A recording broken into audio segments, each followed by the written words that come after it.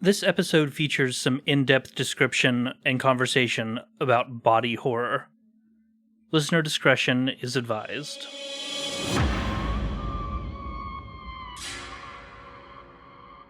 Hello, mortals. I'm your host, Antonio sorry, I've been listening to a lot of him on YouTube lately, but no, I'm Justin, and I am with Monster Cafe, and we're calling this session number 2 of The Other Part of the Family. The black sheep of the Van Helmens family. The sheep noirs, if you will. Joining me today would be Mr. Jim.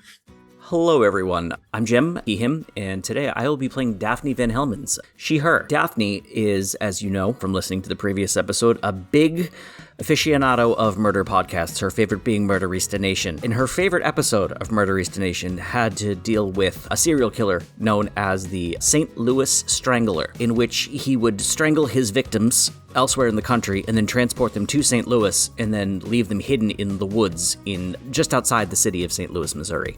So he would, for example, kill someone in California and then travel for a week and a half in the carpool lane with them to get to St. Louis, where he would then leave the bodies. Ultimately, he was pulled over for a lane change violation, and that's how he was caught. It was a rather anticlimactic episode, but it was more just the lengths to which he was willing to go to be able to commit these crimes. He would walk 500 miles, and he would walk 500 more? Just to kill someone and leave them at your door in St. Louis. I am Ryogla, also known as Rye. My pronouns are she, her, and I will be playing Destiny Van Helmens, also she, her today, the demonic essential oil seller. And let's see, her favorite essential oil, how about, let's say it is rosehip oil. It is distilled from the seeds of the Rosa rubiginosa tree, or Rosa moschetta. So there are two different rose trees that... I went to high school with a Rosa moschetta. Oh, I thought that was the drink that my wife likes. Okay. That's Rosé moschetta, yeah. I thought that was the bug. That's a mosquito. Hi. My voice is gonna be a little rough, so hopefully you guys can pick me up. But my name is Rain. I will be playing Daisy / Moss Van Helmens, who is pretty typically, I guess you would consider, a green witch. She's pretty, she, her, by the way, for her pronouns. Mine are they, them. She's pretty just in tune with the plants, pretty in tune with the vibes. And she will commit war crimes for her ferret ringworm if something were to happen to him. No, has Ringworm ever had Ringworm? Not as far as Moss knows. I think Moss would find out. Moss would probably find out very quickly. Very quickly. Let's jump right back in, and let's see. Destiny. Last we left our intrepid heroes, as the saying goes, we have them chasing the sheriff around and investigating a couple of seemingly murders that happened early that morning. The temperature keeps rising, and due to the rising temperature, we'll say some things just don't last outside of a refrigerator, and they chase the sheriff to another location where they found multiple full body skins, just all piled up. They are behind a hedge corner which rises up about 8 feet high in front of a house. And Destiny was getting a little something for her essential oils. I would like you to roll a cool for me if you don't mind. 10 minus 1, 9. I can do math. As you smile up at Daphne, letting her know that you're just getting a little something from Mommy's special brew, we do hear the sound of police sirens and the sheriff going, "About damn time!" Mom, what are you doing? What do you think you're doing? You're interfering with the crime scene. Just a little longer, and I'll be on my way, and they will never even know I was here. That's you could be implicating yourself in these murders. They could accuse you of being a serial killer. What are you? This isn't Mommy's first rodeo, you know. I know better than to leave any evidence of my being here. Like, the DNA gets everywhere. When you walk, when you breathe, when you shake, when you twitch, when you move. You can't just... Oh, fine, I'll help. And I run over to the sheriff, and I'm going to try to... I would like to manipulate the sheriff. Attempt to manipulate the sheriff. By screaming very loudly and trying to faint into his arms. Interesting. After all, as he said, I am just a weak, meek little girl. Right. So as the sheriff is, watching this ringworm running around and Moss chasing after, you see as he looks up and he's, gesturing for the police cars that are coming down the road. Their sirens are getting much louder. The cloudless sky, sun beating down on you, you're all getting pretty toasty. It's in the mid-90s, we'll say, by this time. Summer in Missouri. It's humid, hotter than the devil's taint, as I've been told. Daphne, I would like for you to describe what you're doing and roll a cool. I scream at the top of my lungs as I sprint towards the officer, and I say, there's so many of them! Oh, there's so many of them! I just can't take it! Sheriff, please help us! And I want to just throw myself at him as if I'm either woozy or just so terrified by the sight of these bodies that I really think are so incredibly cool. If there was any psychic twin connection between Daphne and Daisy, you're feeling a lot of cringe from your sister. I rolled a 6, which is a massive failure, so I'm gonna roll that, mark that experience, and take what I got coming to me. Fantastic. So as you dramatically spin, putting your hand over your head as you arch backwards, closing your eyes, after that long, drawn-out, very dramatic scream, you fall, and you'll take 1 damage as you hit the ground in front of the sheriff as he's got his hands on his hips. Sorry, I was just thinking of the little, the thing that I have in my game sheet, which is I have the ability of Charm, which means that I can give a protective talisman to someone and give them +1 armor, so I don't know if that means that it could negate any damage from my sister's terrible, terrible acting. Well, have you already given it to her? Yeah, the form of the little charm bracelet that she usually makes for Daphne every morning. Then I would say yes, that would negate it. You managed to land on the grass and not bust your ass on the concrete. You can thank your sister for that. Sheriff, you would just let a young lady fall to the ground like that? What kind of gentleman are you? He leans down, now blocking the sunlight, so you see almost a silhouette of the man as he glares at you and says, "You're lucky I don't put cuffs on you. Now get away from the crime scene, and is that your mama over there?" I can't imagine she would be over near the crime scene. She's has a very weak stomach. She's not one for gore or viscera or 7 to 12 bodies that have been completely desiccated and turned into what appears to be wearable suits of skin. I didn't go over there either, in case you're wondering. About this time, 3 other police cars pull up. Handcuffs are coming out. Daisy's... Yes. May I help you? Well, Daisy's gonna stop pretending to be chasing a ringworm and just grab the baby. All right. Daisy was hoping that the distraction could serve enough for everybody to get their priorities straight and then we get out of town, but... Daphne. Sheriff, would you like us to just get in our car and leave? Because we'd be more than happy to do that at this point. As he signals for other officers, they also get handcuffs, and one by one, you feel as that lovely bracelet is put on each of your wrists, and you are given the backseat ride to the station.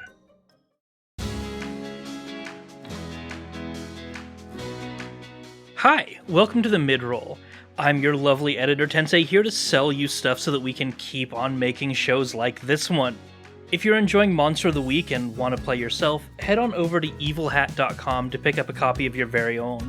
Use code BARDROCK10 at checkout to get 10% off not only Monster of the Week, but things like Blades in Paradise, Thirsty Sword Lesbians, or the official Dresden Files RPG.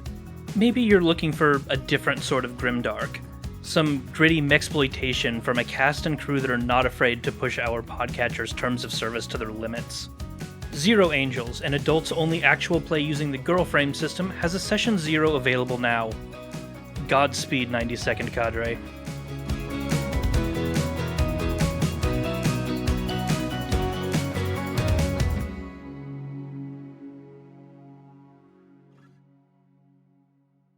The year is 2235, and humanity is at war.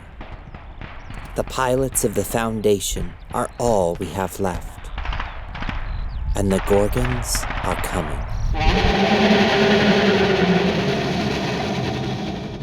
Meet the pilots of the 92nd Cadre, Artemis, I'm not used to inspiring people. Cass, Yes, sir. and Eurydice, If you ever start being not full of life, come to me. part of humanity's vanguard, led by their handlers Colonel Mira Voss Things happen that are out of our control. and Major Hannah Atali. Cleaning up messes is what we're good at. Together, they will face what's coming. I don't understand. I never like being alone. It's all based in lies. I don't have time for dogs. You asked me who I was. Can you tell me who you are? Or die. Eurydice, take the shot. You got it.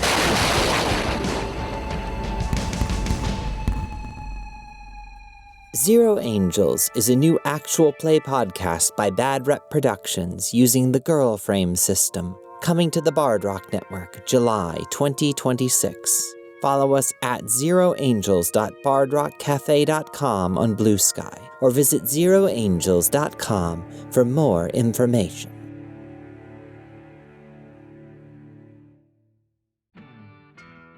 I know my rights. I would like a lawyer. Yep. You got one? Mom, do we have a lawyer? Sweetie, they haven't even read us the Miranda rights yet, so technically they're still in the wrong. Well, actually, that's a common misnomer. See, what we do is we can read you the Miranda rights from either the time we start the process or right up until you see the magistrate, which would be tomorrow morning. So I have that full bumper of time. He's right, Mom. Currently, you're not being arrested, but you are being detained. I think Moss will just give a small, please don't take my ferret. He helps with medical condition detection. And what would that be? Haven't you ever heard of an emotional support animal? People who have severe anxiety need to have their support animal with them at all times. Otherwise, they could have a breakdown of some sort. Are you telling me that this station isn't ADA compliant? I ain't saying that. I got one myself. It's a big old bass out in the lake. Named him King. I go out there every weekend trying to find him. Oh dear. Am I right in hearing that you've had no luck catching that big fish out in the lake? Just happens to get out of your line every single time. Nope, that's not what I said. Oh no, she's doing what I think she's doing, isn't she? I don't know, probably. You know, I can help you hook that fish every single time. Give you the satisfaction. Moss looking over to Daphne. She's doing the gambit. She doesn't even have the oils on her. How is she going to sell them to him? Alright, so we're not going to look this as a bribe attempt, and it was a pet fish that I kept for a long time, and I feed on the regular, still comes up to the surface for me. So, yeah, we're going to just overlook that part. Now, I have some questions, and as he begins to ask you basic questions, names, age, ID numbers, addresses, etc., you can see from inside of the main area, there is a coroner bus that pulls up. And you see several people as gurney after gurney goes by. Who likes to count things in this group? I would say I have a very high attention to detail, and because I'm very interested in this case, I would probably be paying attention and counting the to know exactly how many bodies are coming by. Yeah, roll me a sharp for that one. Nothing forward. Oh, that's an 11. You see as gurney after gurney are pulled up. It's very difficult in such an emergency fashion to try to keep a scene like this intact. So what they have done is they've taken, we'll say, a heaping portion, but as near as you can figure, as they are distributing these across gurneys and taking them in, you figure there's a lot more than you originally thought. There's possibly 20, 25. Hey, Ahab. Herman Melville. Good book. Why do you keep talking to me like I'm Ahab? Because you have the fish that's the white whale, and you haven't told me your name because, God forbid, an officer shares his name and badge number with someone that he's incarcerating. Why are there so many bodies? When we were at the scene, there was no indication that there were that many. I mean, do we have a mass serial killer? Is this a situation where there's a cult that's completely just up and decided to Heaven's Gate themselves? Like, what can you tell me about what's going on? You know a lot about this sort of thing. I point to my sweatshirt that says Murder Eastern Nation. It says, I'm kind of an expert at this kind of thing. Really? And if you were to murder this number of people, and as you plainly saw, reduce them down to skin, how would you do that? If I'm being honest with you, do you want my best guess as to how they did this, or are you looking for... Give me your professional opinion. Well, based off of my 2 semesters of basic criminology and having gotten a 5 on the AP exam for anatomy and physiology, I would guess that there's some kind of heat or liquefaction that's being done, similar to the newfangled, liposuction that they're doing, where they use either vibrations or heat to reduce the amount of fats in a person's body to a liquid which can then be drained out through the skin, or peed out if you're actually still alive. Wouldn't that be akin to saponification? Not necessarily. The fats would just then exist inside the body, and then you could either drain them out, or they could, like I said, when you're alive, you tend to pee them out. Right, so there are no bodies. It's just all skin. How do you get an intact skin off of a body? Well, you're a fisherman. How would you fillet a fish without actually... How would you remove all of a fish's bones while leaving the rest of it intact? Well, usually, I just remove the head and pull. Trouble is, they still have their heads. Maybe there's fine cuts in the body. Can I roll to investigate a mystery here? Absolutely. Oh, that's a mixed success. I would like to know what is being concealed here. I'm going to stick with a standard question on this one. So, when you have a body covered in skin, and you are remove the innards, usually the best way is to cut it open, right? I mean, that's how we get meat, isn't it? It is.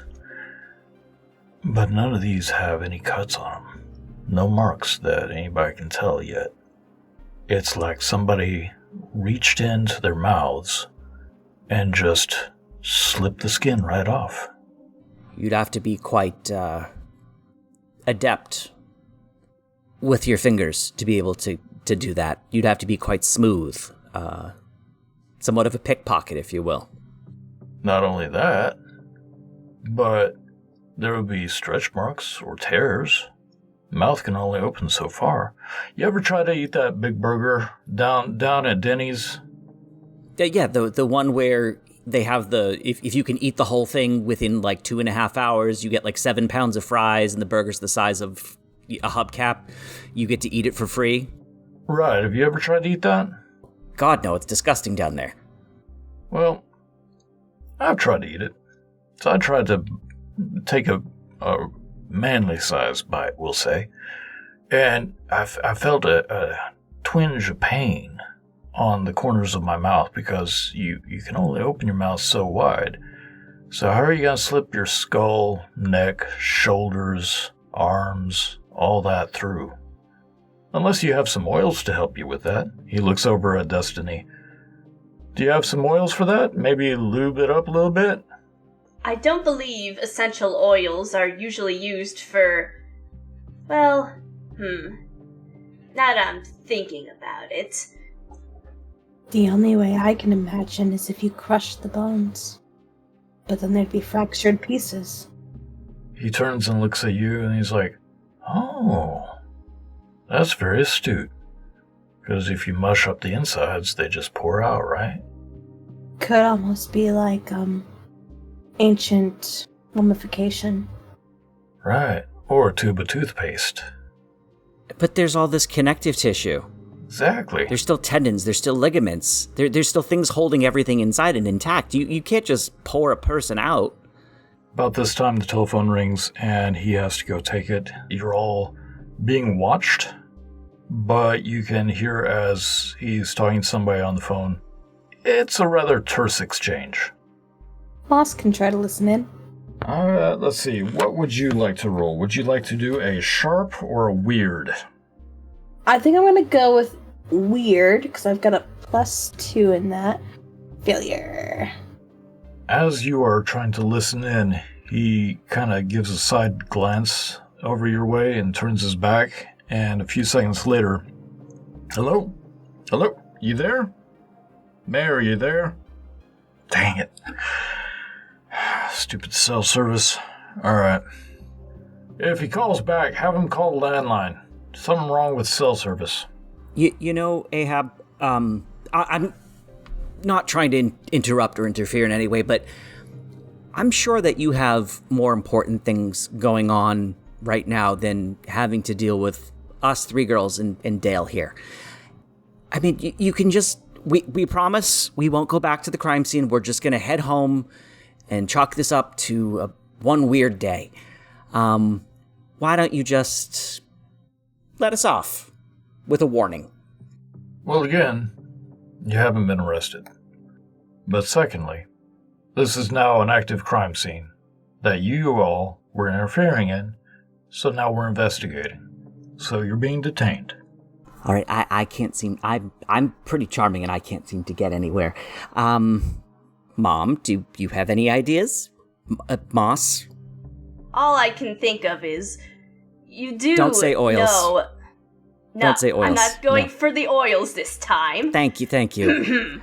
I am, however, going to try to leverage the Van Helmen's name. You do realize that we are related to the Van Helmen's family, correct?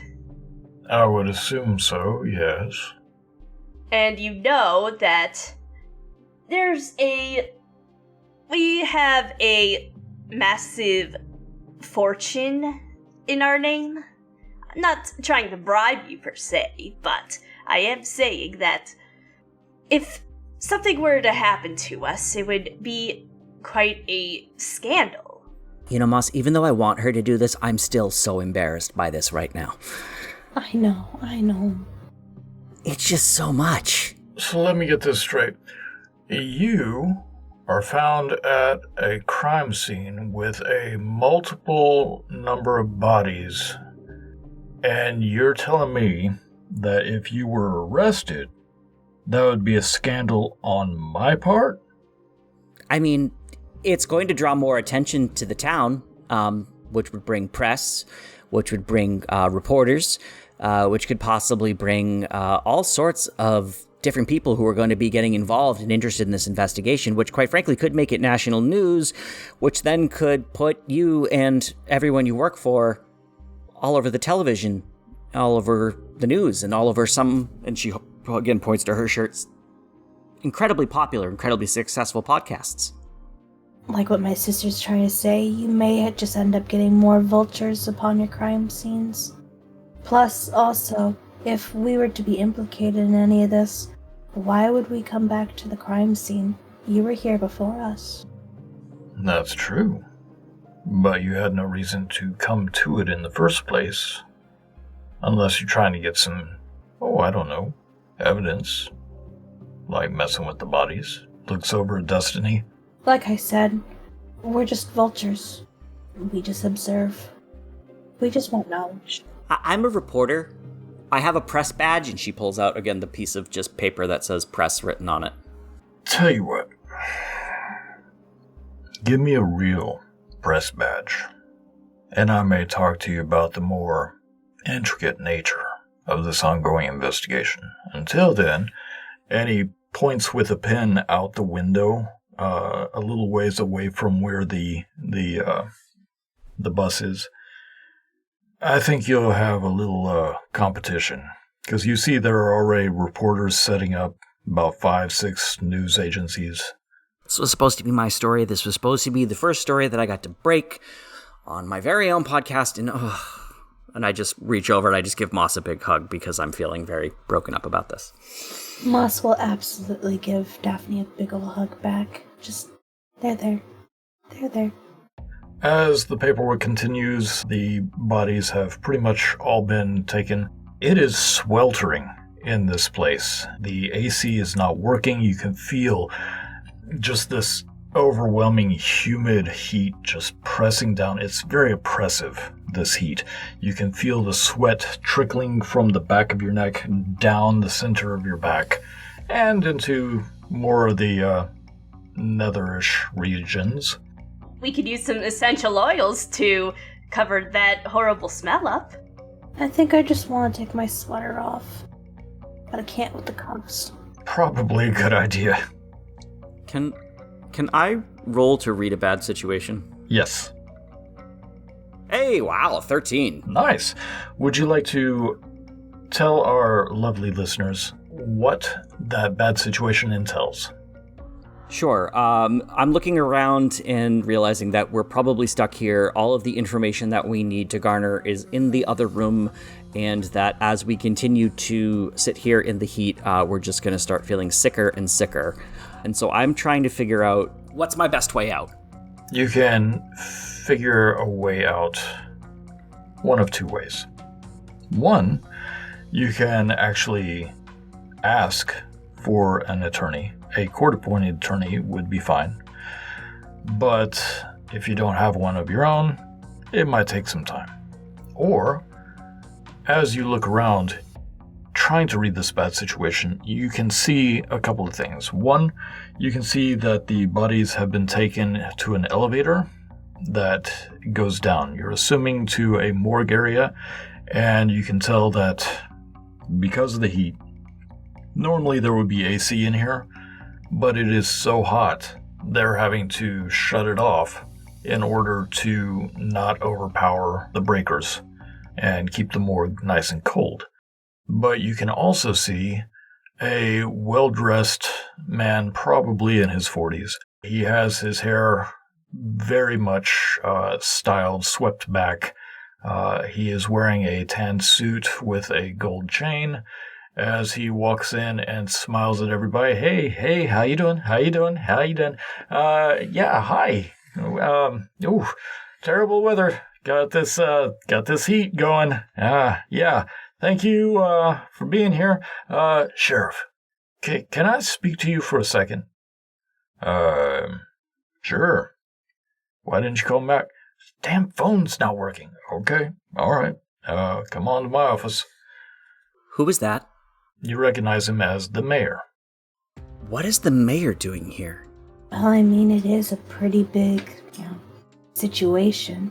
I'd imagine officials would want to be let know.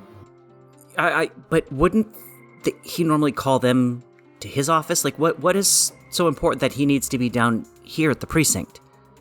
As the events from earlier in the day start going through your mind and you're asking these questions like a reporter would, someone who is investigating what's going on, keeping your fingers on the pulse of the city.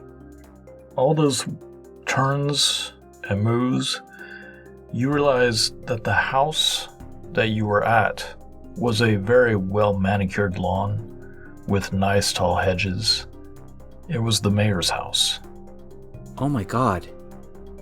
The crime scene was at the mayor's house. That means all of those bodies were found outside of... So why are we in here and he's out there? Well, I mean, we did kind of tamper with the crime scene.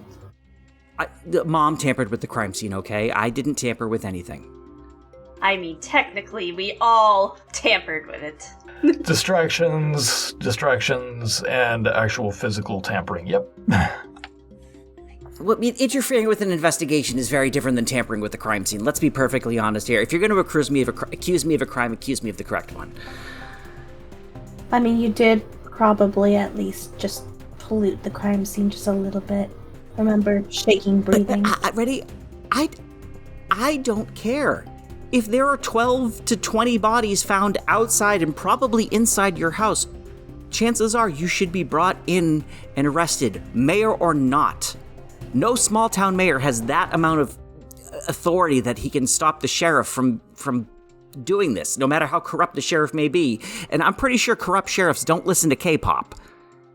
Even though I just learned about that earlier today. Well, I'm glad that you finally took up some of my recommendations on the drive. But maybe that's why he is here. He might be either trying to give his collaboration, or maybe he's also in for questioning. Or, maybe he's got, I don't know, rich people like that always have some sort of CCT and, ring cameras and such like that. So maybe he's got video evidence and, we can just be let go. Since I still have 2 hold left, can I ask, are there any dangers we haven't noticed? Yes. 1. As the bodies were being moved, the contents of the body bags were, we'll say, sloshy. I don't want to get too graphic. Well, I mean, if you took a bunch of Flex Armstrongs and put them in a microwave and then put them in a Ziploc bag, I'm assuming they would slosh around. That'd be a bit gushy. Yeah. Except one. Wait a minute, Moss, did you look at the bodies as they were going into the elevator? Kind of. Mom, did you see what I saw? Are you talking about that thing in particular? Well, there was a stack of gurneys that essentially looked like a stack of what's that? What's it called? The schnitzel. They looked like a bunch of pounded schnitzel stacked in like a stack of pancakes, and then there was another gurney that had a completely full corpse with all the bones, sinew, and fats and everything intact. I mean, it was round. Whose body is that? Do you think maybe it was a fresh one? Or do you think maybe that whoever is doing this just didn't get a chance to deflesh? Or do you think something else? They hadn't gotten a chance. Well, maybe especially in this weather, the liquefaction is pretty quick on these bodies, so it is strange that this one has different properties that lead to not having been liquefied like the others yet. Other officers are moving about, some of them trying to run information. You see as one of them looks up, there are a bunch of faces and cameras pressed against the windows as you 3 and the officers are being filmed by the reporters outside. This is embarrassing. The officers jump up and they start grabbing at the blinds and pulling them down as fast as they can. Dale, do you think you could cause a distraction? Oh, I mean, what kind of distraction? I don't know, a fake seizure, some form of, it's just something that would make them think that, you know what? I'm making this way too complicated. Officer, can I talk to you for a minute? Yeah, what's up? We would like to call Dale's uncle. He is our lawyer. All right, here you go. Hands you an actual landline phone. Can you call him? Or call your mom and tell her to send your uncle down here? Yeah, Mom's not gonna like that, but yeah, okay, cool. So I put my hand on Dale's leg and say, Dale, I just want you to know how much I appreciate you as a friend. I don't know what I would do if you weren't around. Yeah, you've been saying that to me since 7th grade. And I mean it. Yeah. You're like a brother to me. You know, the more you talk, the more it hurts. Okay. So I'll do it. And he makes the call. After a short time later, you do see as a man who is wearing a nice t-shirt and khakis comes in, and he walks up. These the ones? Yeah, these are, and me. Nah, don't worry about it, kid. All right, these are my clients. Do you got anything else you need? After a few minutes of asking questions and making sure all their paperwork is in order, they tell you not to leave the town. They will be keeping tabs on you, but you are free to go for the time being. About that time, the sheriff comes walking out. He is soaked in sweat. His office is just a hot box. And the mayor walks out looking less than he used to as far as being, nicely coiffed and dressed. You can see pit stains now. Sounds like to me someone's in need of some perfume to freshen up. Hey, yeah, great. Remind me of your name again? It's Destiny. Destiny Van... Destiny, yes. Destiny. It's great seeing you again. I appreciate it. Sheriff and I are conducting our business, and I think we are done, right? Yeah, I'd say we're pretty done. All right, here you go. Gives you a nice little pin for an upcoming vote. He's like, don't forget, vote for me. I mean, nobody else is running against me, but it's always nice to have a vote. So, have a good day, folks. Hey, Mayor, quick question. Daphne Van Helmens, independent journalist. No press at this time, no press. Appreciate it. Well, I'm just curious what happened at your house earlier today? That's a investigation that is coming to a close real fast.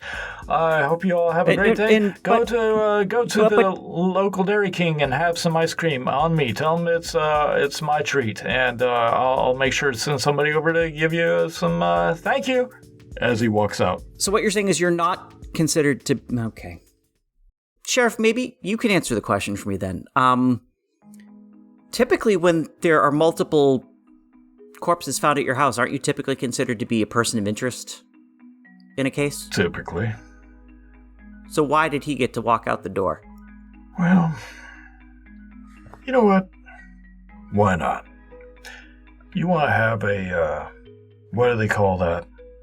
Whenever you get the drop on an interview, exclusive.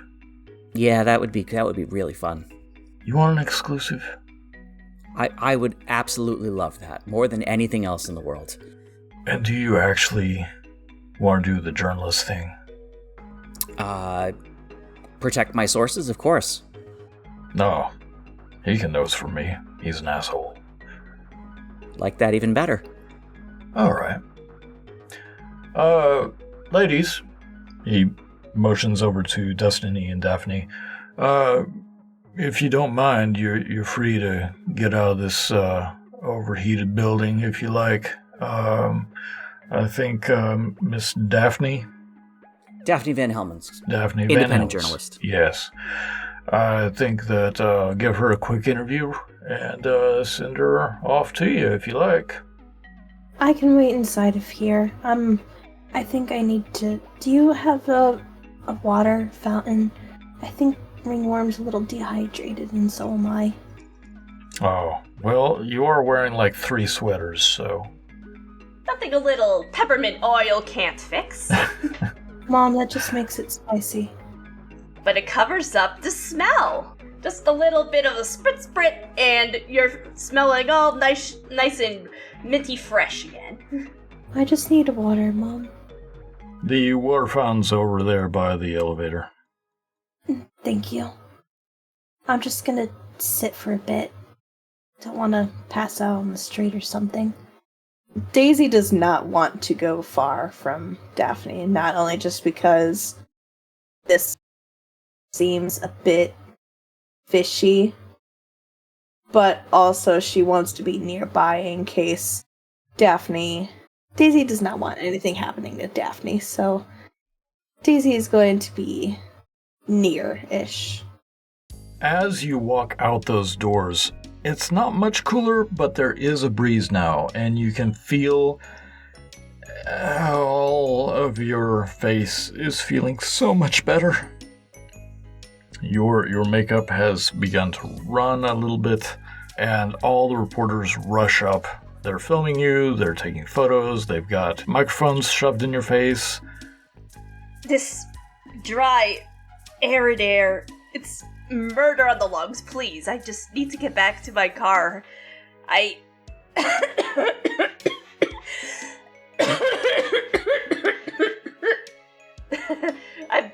So as they are asking you a bunch of questions, you make your way to your car, and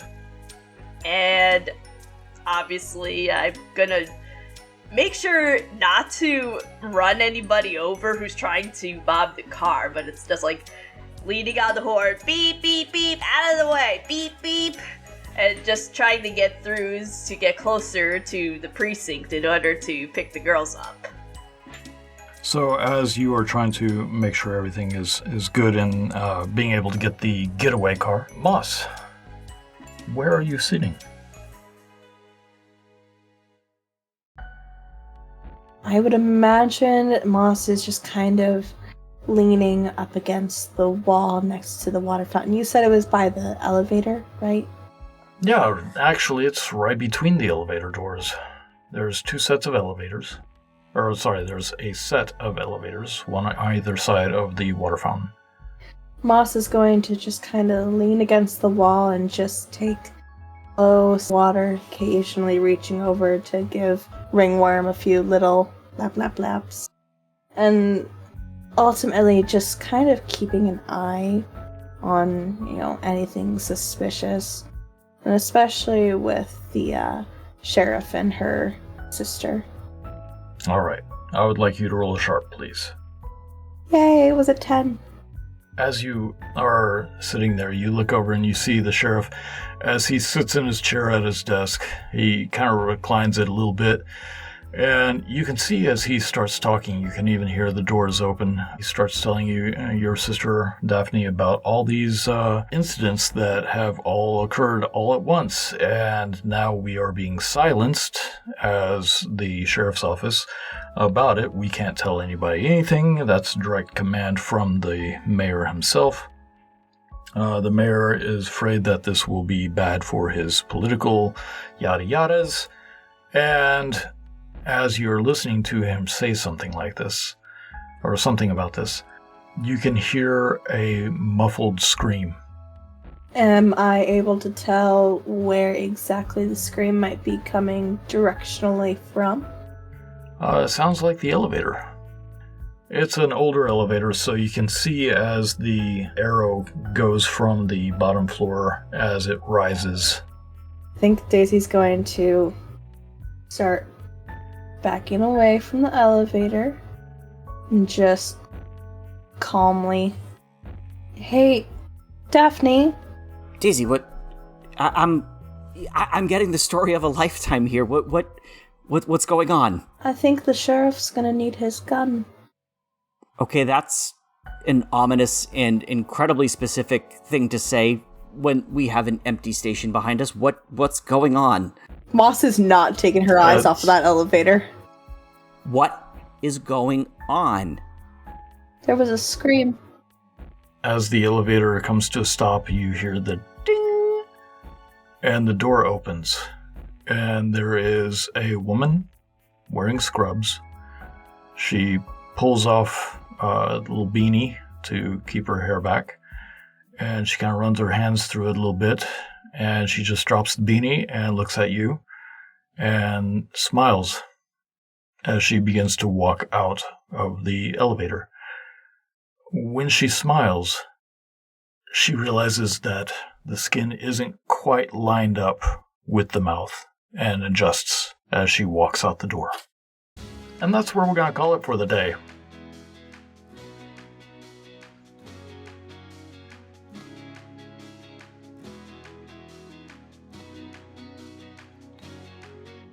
Monster Cafe is a Bard Rock Network production. The Keeper was Justin. Daisy Moss was played by Rainey. Daphne was played by Jim. Dante was played by Paul. And Destiny was played by Ryan. All their socials? You can find them in the show notes. Music, courtesy of Epidemic Sounds and Storyblocks. Thank you so much! And if you want to talk with fans of the show, well, you can hop on into our Discord server linked in the show notes. Now then, until next time.